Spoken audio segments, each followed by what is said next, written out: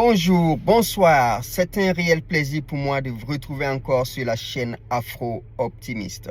Le Mali, le Burkina et le Niger se sont retirés de l'Organisation internationale de la francophonie le 18 mars 2025. Dans cette vidéo, nous allons analyser les raisons profondes et les conséquences de ce retrait. Si vous êtes familier sur cette chaîne, vous savez qu'on se retrouve toujours pour plus de détails après l'intro.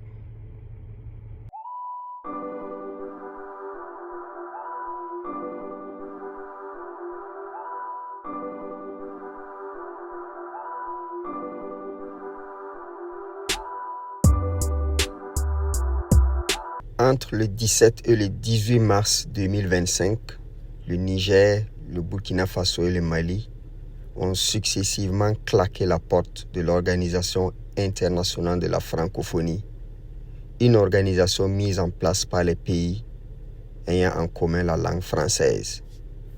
Les trois pays, à travers des notes diplomatiques officielles, ont prévenu les responsables de l'institution francophone de leur décision de quitter définitivement l'OIF dont ils sont membres fondateurs. Le Niger, le Burkina Faso et le Mali, tous dirigés par des militaires, ont été suspendus de plusieurs organisations internationales et sous-régionales pour, dit-on, avoir mis fin brutalement au processus démocratique en cours dans ces pays. Quelles sont les missions assignées à l'OIF? Appelé à sa création le 20 mars 1970 à Niamey, au Niger, Agence de coopération culturelle et technique, ACCT, l'Organisation internationale de la francophonie, a été créée sous la houlette des présidents Amani Diori du Niger, Léopold Sédar Senghor du Sénégal et Habib Bourguiba de la Tunisie. L'ACCT, qui va se muer en Organisation internationale de la francophonie, a pour objectif d'instituer entre les pays membres, essentiellement d'expression française, une coopération en matière économique, éducative et culturelle. Selon le site de l'organisation, l'OIF a pour mission de promouvoir la langue française et la diversité culturelle et linguistique, promouvoir la paix, la démocratie et les droits de l'homme, appuyer l'éducation, la formation, l'enseignement supérieur et la recherche, développer la coopération économique au service du développement durable. L'OIF a mis en place plusieurs structures afin de favoriser la coopération en son sein. Une assemblée parlementaire de la francophonie, une agence universitaire de la francophonie, une chaîne de télévision généraliste, TV5 Monde, diffusée dans les 5 continents, une association internationale des maires francophones, une université Senghor, dont le siège se trouve à Alexandrie en Égypte. Et pour asseoir une politique harmonieuse entre les pays ayant en partage le français, les États membres ont mis en place plusieurs structures que sont la Conférence des ministres de l'Éducation nationale, Confemen, la Conférence des ministres de la Jeunesse et des Sports, Conféges, et l'Association internationale des maires francophones, AIMF. Alors, qu'est-ce qui motive le départ des trois pays? Niamey, qui a été le premier à claquer la porte de l'OIF, a motivé son retrait par un acte de souveraineté en réaction à sa suspension par l'instance francophone à la suite du coup d'État du 26 juillet 2023. Après le Niger, c'est le Burkina Faso, puis le Mali, qui ont déclaré quitter l'OIF le mardi 18 mars 2025. Tous les trois se sont appuyés sur leur suspension et ce qu'ils ont qualifié de politique de 2 poids, 2 mesures. Les trois pays ont été suspendus comme la Guinée pour des motifs de renversement du régime démocratique, mais le dernier cité a été réintégré en octobre 2024. Du reste, sur la question, dans sa note, Bamako fera remarquer que depuis l'avènement de la transition, l'OIF, au lieu d'accompagner le Mali dans la réalisation des aspirations légitimes de son peuple, s'est illustré par l'application sélective des sanctions et le mépris pour la souveraineté du Mali. Par conséquent, le Mali ne peut demeurer membre d'une organisation aux agissements incompatibles avec les principes constitutionnels qui guident l'action publique du pays, fondée sur la souveraineté de l'État, le choix souverain du peuple et la défense de ses intérêts, indique la lettre de retrait envoyée à la France qui est président en exercice de l'OIF. L'organisation par l'entreprise de son porte-parole, Oria Vandé Wege, déplore cette sortie dans ces pays tout en respectant leur choix, même si elle n'est pas surprise par cette décision. Analysons maintenant les conséquences d'un tel retrait pour les trois pays.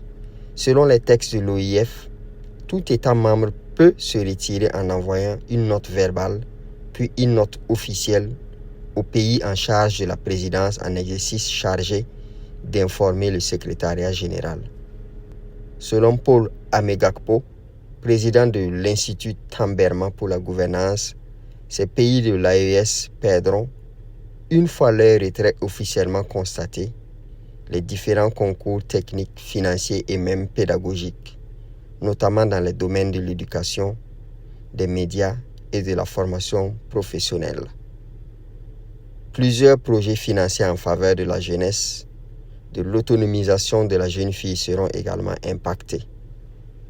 La Conféges et la Confemen, qui œuvrent dans le sport et l'éducation nationale et au sein desquels travaillent plusieurs dizaines de ressortissants des pays qui quittent l'OIF, seront aussi impactés.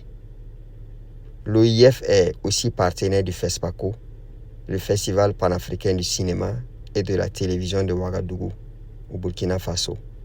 Elle a aidé à la réalisation de plusieurs centaines d'œuvres cinématographiques et de télévision. Elle intervient également dans les milieux défavorisés à travers la lecture et l'animation culturelle. L'organisation chargée de promouvoir la langue française intervient également dans l'instauration d'une culture démocratique dans les pays membres. En ce moment, la question est de savoir si cette rupture aura des conséquences sur les relations État de l'AES et les partenaires francophones traditionnels, notamment le Canada et la Belgique. Conformément à l'article 10 de la charte de l'OIF, le retrait ne sera effectif qu'après une période de 6 mois, laissant un délai pour gérer la transition. La famille, les amis, pour résumer ce qui a été dit dans cet audio, le Mali, le Burkina et le Niger se sont retirés de l'OIF principalement parce que l'OIF avait pris des sanctions contre ces trois pays lorsque les militaires, les présidents Ibrahim Traoré, Assimi Goïta et le président Tiani ont effectué des coups d'État dans leur pays. L'OIF a pris des sanctions, des mesures drastiques contre ces trois pays.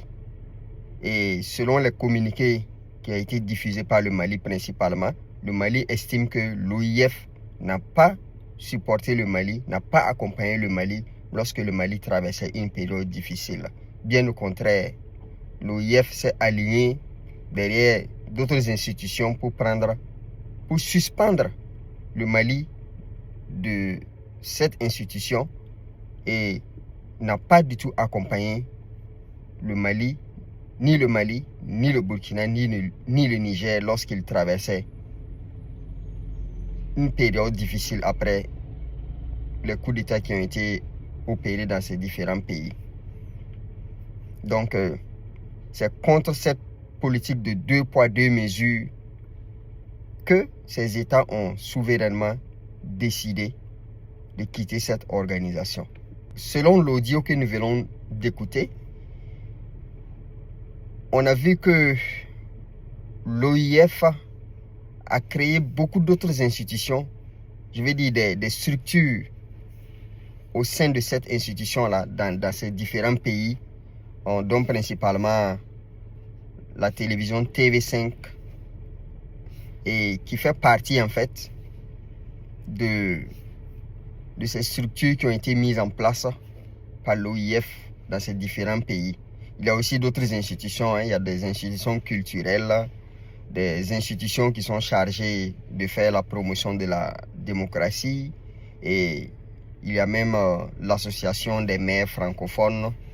Et on voit aussi que l'OIF était un partenaire du FESPACO au Burkina. Et il y a aussi des institutions académiques qui ont été mises en place comme ça par ces structures-là dans ces différents pays-là. Mais bon, en tout état de cause, en ce qui concerne les conséquences, il n'y a pas vraiment de conséquences dommageables. Il n'y a pas vraiment des conséquences qui pourraient, je vais dire, à effet négatif en tant que tel sur ces trois pays. Donc, ils sont sortis de cette organisation et je ne pense pas que cela va freiner le développement de ces trois pays. Nous dirons seulement que avec ou sans l'OIF, le Mali, le Burkina et le Niger continueront d'avancer et continueront de marcher sur le chemin de la souveraineté qu'ils ont tracé et sur lequel ils sont en train de marcher actuellement. Donc, certes, il y a des fonctionnaires ressortissants de ces trois pays-là au sein de l'OIF, mais je ne pense pas que cela pourrait gravement impacter ou négativement impacter le développement et la marche de ces trois pays-là. C'est en toute souveraineté que ces pays ont décidé de se retirer et on l'a écouté selon l'audio. Il n'y a pas vraiment une procédure particulière pour sortir de cette organisation. Selon les textes de l'OIF, une note verbale ou écrite adressée au président de l'organisation est suffisante pour se retirer de cette institution. Et voilà, il y a un délai de 6 mois qui est enclenché jusqu'à ce que le retrait soit définitif et effectif. Donc, il n'y a vraiment pas le feu, il n'y a pas de conséquences particulières, il n'y a pas de drame à faire par rapport à cette sortie de l'AES, de l'OIF. Donc, c'est juste dire que, voilà, les États sont souverains et à tout moment, ils peuvent décider de prendre des décisions sans vraiment tenir compte de qui que ce soit. Allez les amis, la famille, dites-moi ce que vous pensez en commentaire. Quelles sont vos impressions? Quels sont vos avis par rapport à cette sortie du Mali, du Niger et du Burkina de l'OIF? Et n'oubliez pas de souscrire à la page, de partager les vidéos. Et je dis grand merci à tous ceux qui ont déjà souscrit à cette page. Merci de nous aider, de continuer de faire grandir cette chaîne, cette communauté de partage d'informations réelles avec toute l'Afrique. Allez, soyez bénis, que la paix, la grâce et l'amour du Dieu éternel soit avec vous en attendant la prochaine vidéo.